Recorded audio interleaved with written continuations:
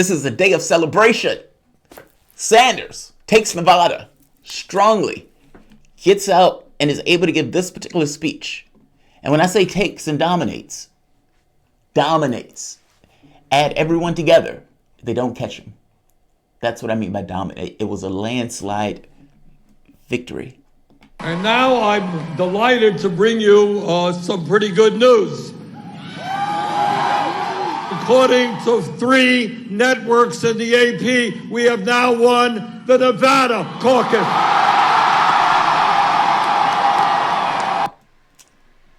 We have now won the Nevada caucus. Up next is South Carolina. Now, the various campaigns all gave their concession speeches.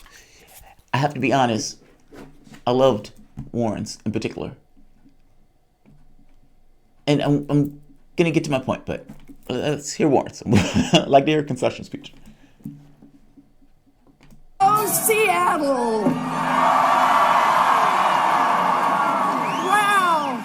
I think Seattle is ready for some big structural change. It is, which is why it's going to vote for Bernie Sanders. That's right. Keep going, Warren.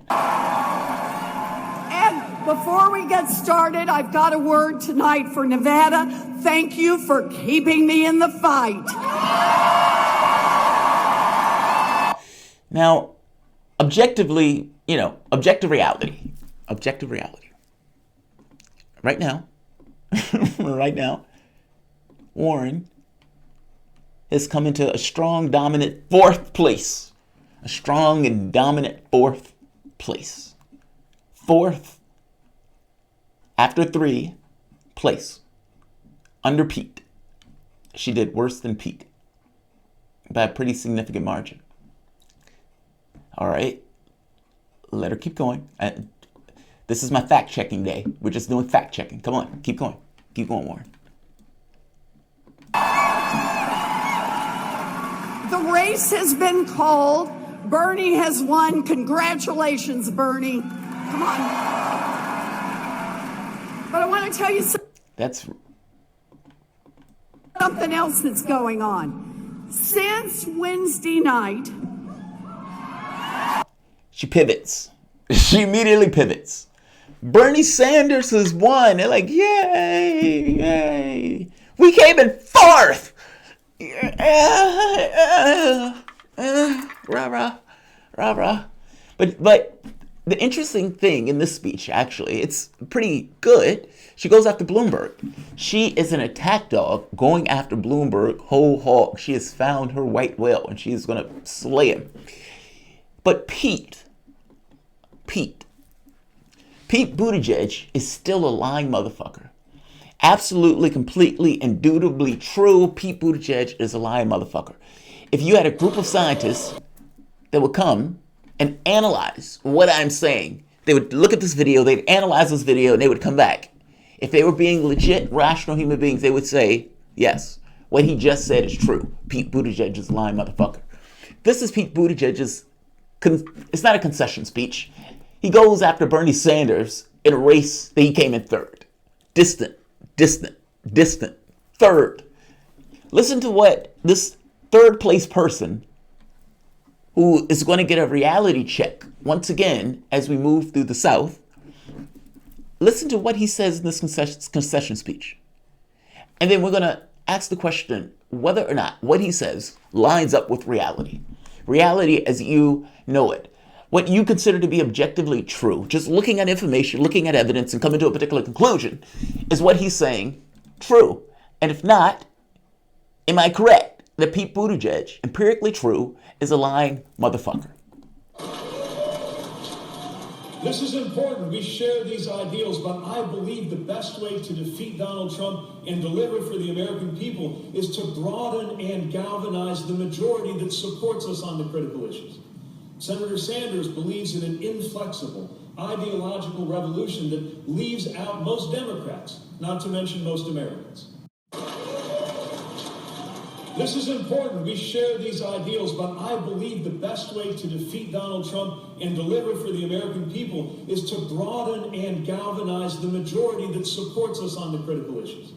Senator Sanders believes in an inflexible, ideological revolution that leaves out most Democrats, not to mention most Americans. So Buttigieg is effectively attacking Sanders, saying that Sanders doesn't have a broad coalition. That Buttigieg, apparently, I mean, if he's using this attack, it will be weird for him to say, I don't have a broad coalition with Sanders. He's talking about himself. He's using the argument that Bernie Sanders doesn't have a broad coalition of people. I, Pete Buttigieg, is the one with the broad coalition of people. All right, that's the claim. He has two black women as props, standing behind them. Women, you're being used as props. You're being used as props. I'm just letting you know. Feel how you feel about that, but it is absolutely true. Fact-checking day. So let's take a look at, first, the end of Sanders' speech here, because I'm going to make a point. Right here. As a United States Senator, I do understand the power of the corporate elite and the 1%.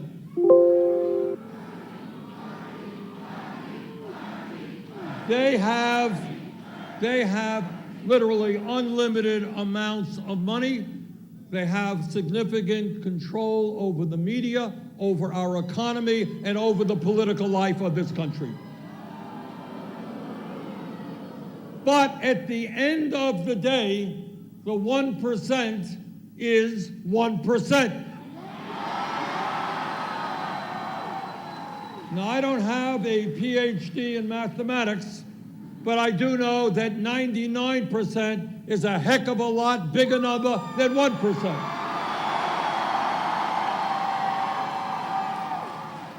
So what this campaign is about is understanding that if we do not allow Trump to divide us up by the color of our skin or where we were born or our religion or our sexual orientation, if we stand together, if we fight for an agenda that works for working families and the middle class, if we get involved in the political process, if we stand for justice, if we stand for compassion, if we understand that we are all in this together, that my family has to care about your family cares about my family. Brothers and sisters, if we stand together, we will not only defeat Trump, we will transform this country and create a government and an economy that works for all of us, not wealthy campaign contributors. Thank you all very much. That doesn't sound like a divisive argument to me. That sounds like an argument that's aimed at the 99%, which is, of course, 99%, literally. It is an argument that makes this case that we're tied in this particular world together. My well-being is tethered to your well-being. And then working for me, you're working for yourself. I guess I hope you understand. He's talking more of a community-based argument. And this particular argument is based firmly in the sense of class. It's based in class. And that class argument goes far beyond this notion of these are identitarian arguments. Pete is wrong just from the framing of the argument itself, but it goes deeper than that. New York Times. Let's go to the New York Times. Because the New York Times is analyzing this particular race. Let's go to Vox. Pete Buttigieg, the guy who's saying broad coalition. Pete Buttigieg, per the early intro polls, secured 2% from African Americans, while Klobuchar secured 3%. The compared two candidates garnering 19%. They're going to Hispanic, to the white vote. But Pete gets 10% of the Latino vote, 4% for Klobuchar. When you get to South Carolina, it appears in recent South Carolina polls, Buttigieg receives 1% of the African American vote. 1%. So just so we're clear, Buttigieg, who's screaming about a broad coalition, gets 1% of the black vote in South Carolina, 2% of the black vote in Nevada. That doesn't sound like a broad coalition, Pete. Let's go further. New York Times. Where's my New York Times? Here we are. Take a look at this. And again, this is the data that they have up to this point. He had his coalition in Nevada, where 35% of the voters were not white, according to the entry polls, bodes well for his prospects in the 15 states and territories that will vote on the most important day of the race, just over a week. The Super Tuesday contest includes large, diverse states such as California, Colorado, and Texas, and the delegate load is so hefty that Mr. Sanders performed well, it would be difficult for his rivals to catch up. He performed well across a range of voters, winning men and women, union members, and non-union workers, and those who attended college and those who did not, according to the entry polls of caucus scores. Mr. Sanders not only won self-described liberal voters, but also made inroads with moderates for the first time. Among self-described moderates or conservative caucus scores, Mr. Sanders was the top vote getter, albeit narrowly, captured 25% of such voters when Biden captured 23. He's capturing moderates. Pete Buttigieg is arguing he can't get a broad coalition. Blacks, whites, gays, straight, white, black, across the board. And he is even getting moderates that you would think would be going to Pete or Warren. They're going to him. They're going to him, who keeps the monsters at bay. Who keeps the monsters at bay.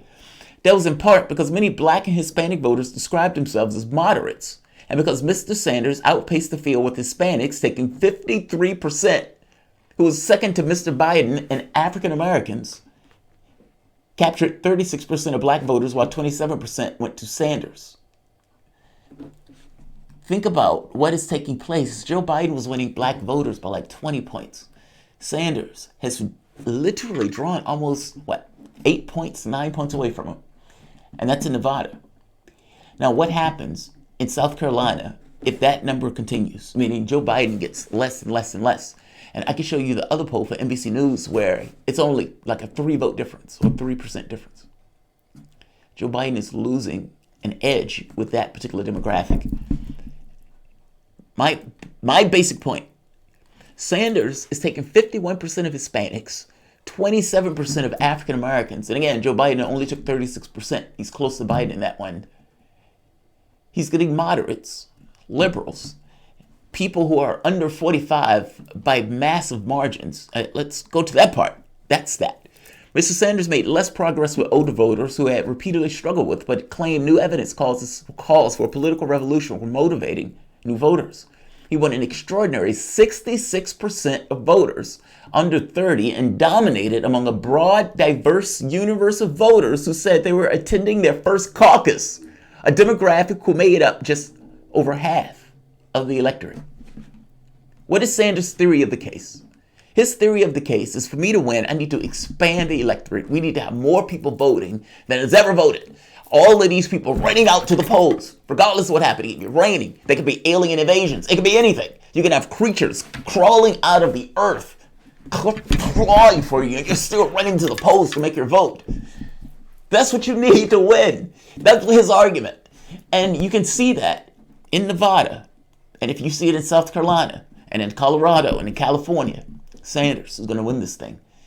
In Iowa and New Hampshire, that is a larger white demographic. And he still won. Meaning he's not losing one constituent in his gaining of the other constituents. He's building a broad coalition. By definition, Pete is lying.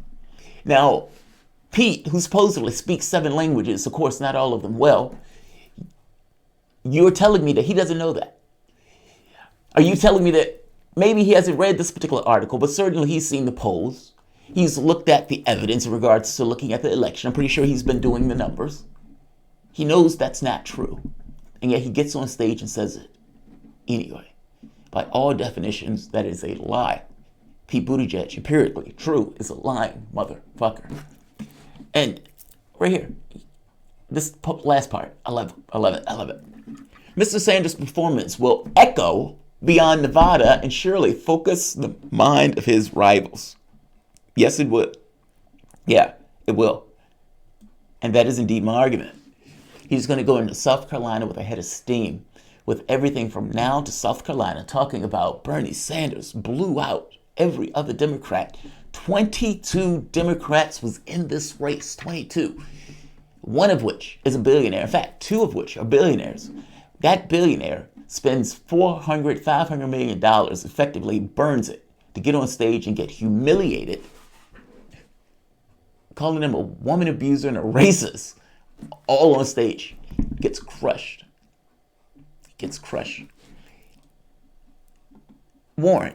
Let's go to Warren for the moment. It's time. Tap her on the shoulder. You did well, soldier. But it's time to go. It's time to call it a day. Now, whether there's redemption in leaving, I don't particularly know. Warren and Pete are, for the most part, going broke. If Warren would have did well in this particular race, she might have gotten an income bump. But up to this point, it's unclear. Now, she did get a bunch of cash immediately after the last debate with Bloomberg. Now, my thought was that she would get a bump from that debate. Now, the catch here is the most votes had already been cast, meaning you had more votes cast as a pre-vote that you did than the last election, if I'm not mistaken, or at the very least the numbers were extremely close. So by the time you get to the caucus, you had so many votes that were already cast before that debate even took place. Also, Warren taking the money from his super PAC might have marred anything that she did in that debate. Meaning for her to come out and say, essentially, people with penises kept their super PACs. I didn't keep my, Now, Klobuchar did have a super PAC, by the way, even though Warren kept saying Klobuchar didn't necessarily have one, but she was using this identity politics stuff to try to cover for accepting her super PAC. And that super PAC has been spending a ton of cash in other states. So that might have marred any kind of progress she made on this notion of what she did to Bloomberg. She ended up in fourth. Right now, with 60% reporting, Warren is in a distant fourth. Distant fourth. She's been attacking my guy, man. Yes, I take a little bit of joy out of this. Listen to Chris Matthews. I've always told you that they would rather see Sanders lose and Trump win than for Sanders to win. And the reason I've always told you was because it will reshape the party and its image. They know that third-way Democrats, for the most part, have been able to run the House for the last, 40, 50 years. And now you have somebody else who's coming into this political space that is talking like FDR, bringing back these particular values, essentially ripping the party back from the one percenters, at least trying to. And if Sanders is able to win it, he's able to control the DNC in regards to setting the agenda for the DNC, the other Democrats. What do you do in that sense? What does the party look like after that? How do the party recapture anything like that? Sanders is not going to put in a VP that's not somebody like him that would necessarily carry the load. So effectively, he's trying to create something in his own image or reshape the Democratic Party in itself. That was my argument. Basically, if Sanders is a Democrat, what are these other people? And those other people, Clinton, Gore, Obama, what are these people when Sanders was standing there saying, these are my policies, and all these people are against those policies? But this is the guy who's head of the party at that point. He's trying to reinsole the Democratic Party. Let's say it that way. Chris Matthews also believes this. He knows this. He knows I'm right on this, which is why he's freaking out. Listen to this. And listen to the lengths Chris Matthews is considering going. Wondering whether the Democratic moderates want Bernie Sanders to be president.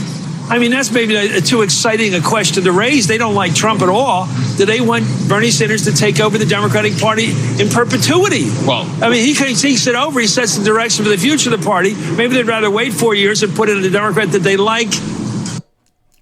Now, there's a pause after he says that. There's a pause.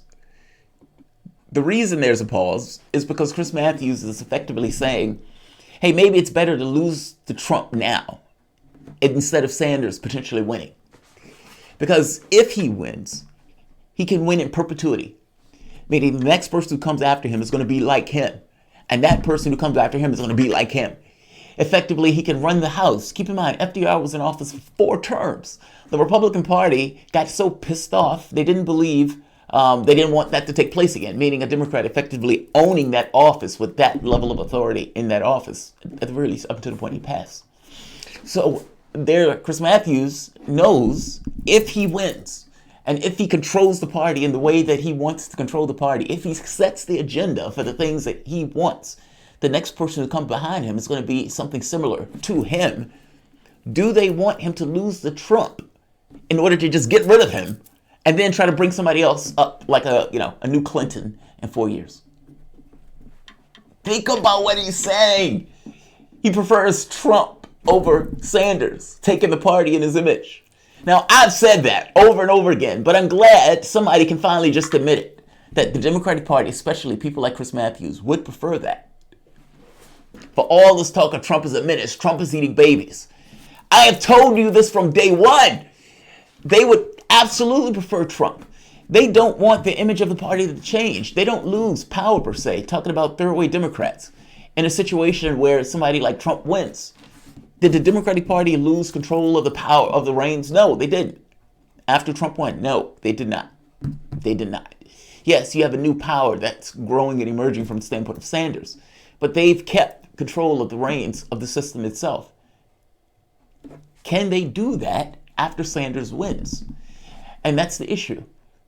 The Democratic Party, the image of that party, the interests, the policy proposals, all those things fundamentally change. And you have all of these millionaires on television freaking out because of such. I love it. I have one really good one from Joy Ann Reid also. Joy Ann Reid, best analysis that she's ever given in her life.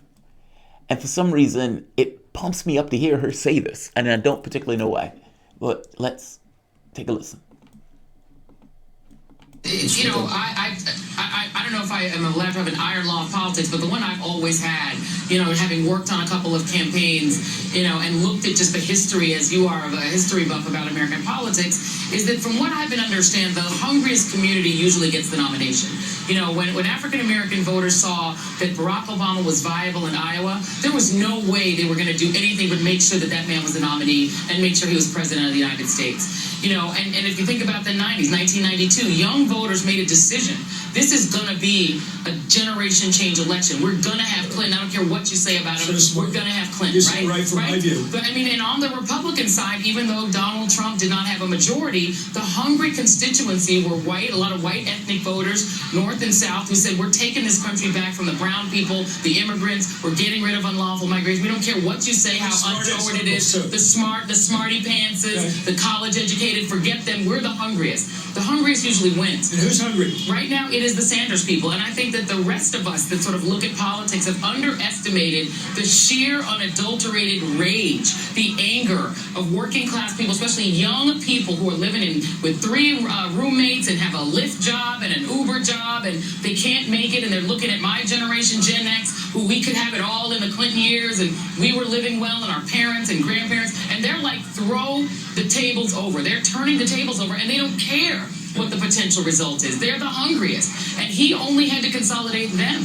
And the moderates, the sort of mushy moderates, think that they have the luxury of luxuriating on whether they'll have someone who can speak 6 languages. You know, maybe today I want this one who's from the Midwest, and, you know, maybe I'll go with the vice president. And even African-American older voters, they are like, we're going to go with who we know. No one else is as hungry, angry, enraged, and determined as Sanders voters. Democrats need to sober up and figure out what the hell they're going to do about that. Because if he's the nominee, that's the top of your ticket. That's the top of your ticket for Senate races, House races, governor, everything. Figure out what you're going to do, because that's looking likely. They still don't quite get it. They still don't quite get it. It feels like Hunger Games, right? The reporters on Hunger Games, the way they would talk to the public and give the public the narrative that they particularly want. This is MSNBC. This is the way the Democratic Party is thinking for the most part. But they don't quite get it. Objective reality, the guy with the most votes, the guy with the most support. That's just true. Their problem is that the way they look at the world from their particular framing as millionaires being effectively in a completely different class, they don't understand how somebody or how the people could push for Sanders.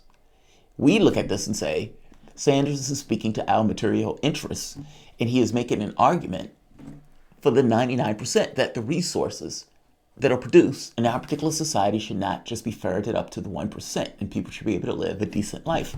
If nothing else, I would say that the job of our society should at the very least allow people to fulfill a certain degree of human potential without being beaten down with debt. And yeah, have a decent living. They don't get it. And, you know, if you were at some of his rallies, and I've been to one of his rallies, like I said, it feels like a love fest. You see everybody. It's a cornucopia of people. It's a broad range of the country. Because ultimately the issue is class, but he doesn't necessarily throw identity out the window. He's able to build this broad coalition. The notion that Pete is attacking him on that is mind-blowing. Yes, Pete Buttigieg is full of shit. Warren, call it a day. Time to call it a day. Redeem yourself. Throw yourself on Twitter or something and say, we're dropping out of this. We're running out of cash. And I endorse Bernie Sanders. I'm sorry I didn't endorse you in 2016, Bernie. I was playing politics, but no more. I'm not playing politics anymore. I endorse Bernie Sanders. And she goes out and attacks Mike Bloomberg on stage after stage after stage. Redeem yourself, Warren. Call it a day. Drop out. You ran a good race. Hitting Bloomberg was great. Call it a day. Rock Lee, Pete isn't projected to win a single state in March. I know. That's so fucking amazing. Donald Smead. Oh, thank you, Donald Smead. I'm always amazed at that, right? My mom said, I never want you to be a lawyer or a politician. And it's because of shit like that. Like Pete can get up there with 2% of black vote in Nevada, 1% of the black vote in South Carolina, and say Sanders isn't getting a broad coalition. Pete is not going to win another state. Elizabeth Warren is not going to win a state. I'm just telling you. The fact that Pete Buttigieg beat her in Nevada is mind-blowing to me, and yet it's there. Pete beats Warren in Nevada. Warren comes in 4th place. Bloomberg is now in the race. So Bloomberg, Biden, Pete, Klobuchar are going to be fighting effectively for the same vote tally. Warren is going to be an in-betweener to some degree. If Pete does well, he's going to be feeding off of Warren. And if Sanders does well, he is also going to be feeding or getting back support that went to Warren. She's going to have a hard go of it going forward. So is Pete. So is Klobuchar. This is a great day. This is a great day. Jamal, do you think Warren won't win? No, I don't think she's going to win her own state. That's what I'm saying. I don't think Warren is even going to win her own state. She might. I mean, I can't say that as a word of God thing. It's just it's more so a doubtful thing. I don't think she's going to get it. Warren's, I can't say that. Lizard Warren is the politics Michael Bloomberg. She has been going after Bloomberg whole hog. In fact, that speech just did was going after Bloomberg. It's fucking phenomenal. In fact, do I have that up? Yes, I think I have that somewhere. Okay, maybe I don't have it. Yeah, I don't have it. But yeah, she goes after Bloomberg whole hog in her ending speech. It's pretty fucking phenomenal. I was thinking to myself, I was like, well, oh, here we are. Yeah, I do have it. Let's play it.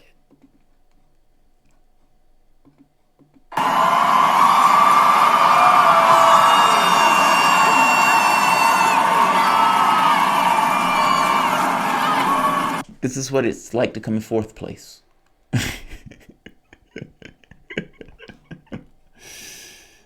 I'm sorry. Yes, I'm being snarky. I'm being snarky because she's been attacking my guy. She's been making these slurs and comments about Bernie Sanders, attacking him in this kind of weird, passive-aggressive way. So yes, I'm taking a bit of laughter at a fourth place concession speech. Speak your heart, Warren. Since Wednesday night, our support has been growing everywhere. Since I stepped on that stage, a 250,000 people have gone to elizabethwarren.com and pitched in their $25. In 3 days, people have contributed $9 million to this campaign. This fight is our fight. So join them. Go to elizabethwarren.com, be part of this fight. That's how we're going to get this done. We have a lot of states to go, and right now I can feel the momentum. So let's stay in this fight. You know, because I'm here in Washington, I want to talk specifically for just a minute at the top about a threat that is coming our way. And it's a big threat, not a tall one, but a big one. Michael Bloomberg. Now, this is important to pay attention to now because he has skipped the first 4 states and he plans to come in on Super Tuesday and immediately afterwards here in Washington, drop hundreds of millions of dollars and buy this election. He argues that he is the safest bet to beat Donald Trump. He's not safe, he's just rich. And here's the problem. He's hiding his taxes. He doesn't want you to see them until after the election. Who knows what lurks there? He has a history now of harassing women and of gender discrimination. And he has defended racist policies like redlining and stop and frisk. So let's think about that. Billionaire who hides his taxes, has a bad history with women, and defends racist policies. Let me just put it this way. We're not substituting one arrogant billionaire for another in 2020.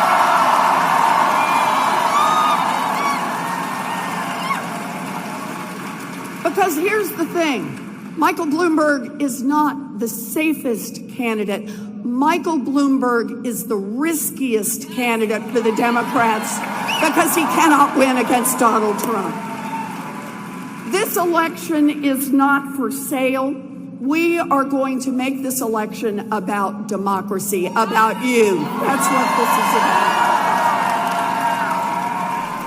So understand this.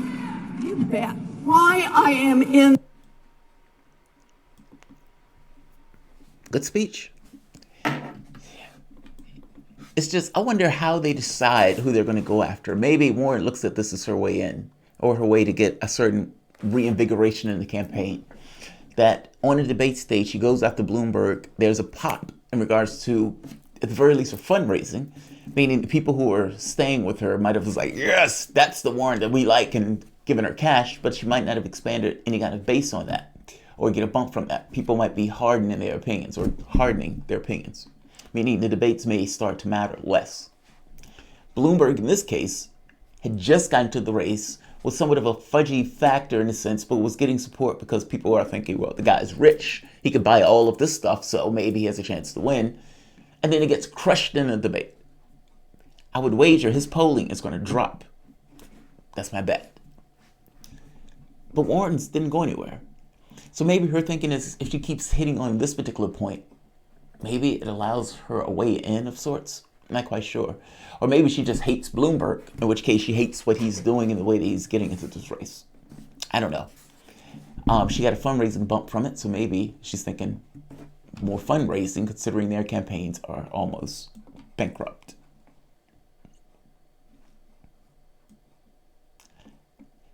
Can you come in fourth and continue with any level of momentum to the next state? And if in the next state you come in fourth, when is it time to call it a day? How many states do you go with 0 delegates before you say, okay, fair enough? Yes. And who does she endorse is the question. Who does Warren endorse? Who does Warren endorse? All right, I'll leave it here because this video is going way too long. We're just fucking around. Robert James, the girl vote and fundraising. Brent McKinney, mainstream media times up. Next up, South Carolina and Super Tuesday. Yes, South Carolina and Super Tuesday. Mayor would have been locked up for running office if it was the 90s. Why do you say that? You don't like me. You really don't like me, Warren. Trudy. Yeah, I'm not a fan of Warren, Trudy. You know it. I mean, you know, it's funny. If Warren ran in 2016, I actually would have backed Warren in 2016. But this is not 2016. She decided not to run. And then you decided to run against my guy, pretending to be my guy as you are running. Yeah, I have qualms with that. Waiting for Lying Pete to declare victory again. I know somebody put that out on Twitter. Sanders wins in a landslide. Pete declares victory. She's going to endorse Kamala. Kamala's already out. Top tier candidate Kamala Harris. Warren is going to endorse Hillary. No, okay, Mark. She's not going to endorse Hillary. Lizzie revealed her true self. No friggin' way. Well, I mean, the attacks on Sanders. Oh, man. How do you do that? How do you do that? How do you do that? Like, that's so desperate. That's so desperate. Because think about it for the moment. Warren's strategy was, I'm going to run this race pretending to be Sanders. That way, I'm younger. I'm going to get more of his support. And I'm going to get some support from the Biden types. I'm the in-betweener. I'm the person who can kind of float between the daisies in this case, or run between the raindrops. So there was a section of people who went to her for that. So if you're going to attack that guy, those people came from that guy. And they might have shown you a bit of favoritism because they thought, you know, you might be similar. But the moment you start to fall apart, and those people go back to that guy, and he consolidates his leads on those fronts. And again, it's not entirely ideological. There's some people who are, like you said, moderates, who ends up going with Sanders for different reasons. People vote for different reasons beyond ideological or policy positions. You start to lose support from Sanders people. You start to lose support from Buttigieg's people because Buttigieg got the fake win in Iowa. And so then you have to find another coalition. So you do the signaling, the virtue signaling stuff, the pussy hat wearing stuff. And that doesn't give you the bang for your buck. I argue Bloomberg does give her somewhat of a bang for her buck. She got cash from it. But Bernie Sanders is, I don't think she's going to vote for Clinton. I just say it that way. She shouldn't have gotten into this race. She was undermining the left in this stuff. And then to get on stage and to say, I'm not going to back, we're going to fight with super delegates in a brokered convention, and we're going to take my delegates all the way to the convention. It's like, there you are. I knew that your objective was, for the most part, to function as an aspect of the party itself in order to sandbag Sanders, in order to force this potentially into a brokered convention. And that is exactly what she's doing. She has no other reason to even be in the race. Only a triple Virgo could do analysis as good as yours, Jamal. Victoria Thompson. Triple Virgo, Jesus Christ. That's funny. Kari Mark, how is Lee Stranahan doing? I gotta be honest, I'm not sure. He wasn't feeling well. He was, I can't go into his medical stuff. But he wasn't feeling well. But I'm not sure how he's doing. We sent a card and all this other stuff, but we haven't heard anything back. I am a double Virgo. What, Virgo Sun, Virgo Ascendant? A triple Virgo, Jesus Christ. Picard would not have hidden in his ready room for months in the void. Picard would not have hidden in his ready room for months in the void. I don't know what that means, Trudy, but months in the void? I've been watching the new Picard. Now, people have been bitching about it. No, I'm not a triple Virgo. I'm not a triple Virgo. Double. Virgo Sun, Virgo Ascendant. Moon and Aries. Virgo Sun, Virgo Ascendant, Moon and Aries.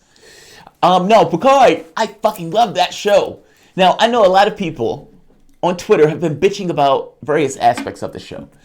And it's like, oh God, they kill Egypt. I can't believe they kill Egypt. And it's like, you know, if I'm being honest, I never really liked Egypt. And yeah, it was pretty ghastly in the way that they killed him. But it's a darker world. Think about, nothing goes in perpetuity, right? Change is somewhat of a constant. And that change is going to be somewhat of a constant for Star Trek also in an evolving universe. If you're looking at Star Trek and you're looking at the characters in Star Trek while they're on the ships and everything else, that's almost like a military situation, even though it's not military. They function almost similar to a military. It's just they're not, their job is not to go out and kill stuff. Their job is exploration, but they explore in that particular militaristic fashion or hierarchical fashion. They function in that way because it's almost like a military thing. But when you get out of that and you get into the regular world, they're allowing you to see the larger world outside of the point of view of somebody who is in a militaristic situation. Picard is not on a starship. He doesn't have all of these people to command and all of this other stuff. He's walking through the world as if he was anybody else. That's awesome. I've always been fascinated by what Earth looks like and how Earth functions. And so I don't have any particular issue with the way the world is going. A star explodes. Star Trek tries to move the Romulans into another planet. There's an attack on Earth or on Mars, and everything goes to shit. And Picard, who has an ideological position, I've made the point that Picard wouldn't have won the war if he was in Sisko's place because Picard is too moral to do that job sometimes. Well, in this case, same thing. He wanted to help, he resigned, and now he's in his winery. And he is now going out trying to save a kid that was created by Data. 7 of 9 appears on the last episode. 7 of 9 kills these people who essentially kill Egypt. And people were freaking out about it. Like, oh my God, 7 of 9 killed people. It's a darker world. She's a ranger. People grow and evolve. And they just killed somebody who was like a kid. Just saying. All right, I'm going to end this because we're way, way off the mark in regards to what we were originally talking about. So I'm going to say like, share, subscribe. Thanks all.